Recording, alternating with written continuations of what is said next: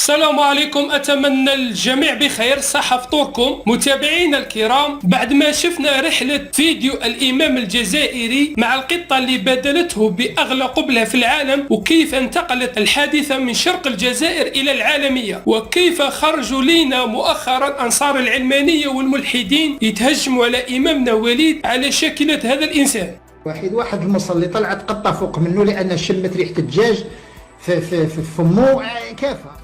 وأقول لك ما قال الله: قل موتوا بغيظكم، فقد وصلت الرسالة إلى العالم عن طريق هرة. لكن والحمد لله جبت لكم اليوم أقوى رد من كاتب أمريكي مشهور كشف سر الحملة الأخيرة لتشويه الإمام الجزائري اللي بالعفوية تاعه مع قطة أصبح حديث العالم. لكن قبلها خاوتي كامل لازم تديروا لايك، خلونا نكشفوا هؤلاء الحساد والملحدين. الكاتب الأمريكي الشهير بول ويليامز رد بمنشور واحد اليوم يا خاوتي في ساعة وصل 3 ملايين إنسان، نشر صورة الإمام وليد مع القطة وكذلك صورة ممثل ملتحي بفيلم ذا ديكتاتور اللي شوه صورة المسلمين عند الغرب. وكتب الكاتب الأمريكي عن الإمام الجزائري وليد مسلم في الواقع، وعن صورة الملتحي في الفيلم كتب مسلم في الأفلام. هذا الرد جاء ليبين للعالم حقيقة المسلمين في الواقع، واللي شرفتها لقطة الإمام الجزائري مع القطة، واللي أنهت حملات التشويه للمسلمين في الأفلام والمسلسلات. هذا كاتب أغلب متابعيه من الغرب الغير مسلمين، وشوفوا كيفاش دافع على إمامنا وليد،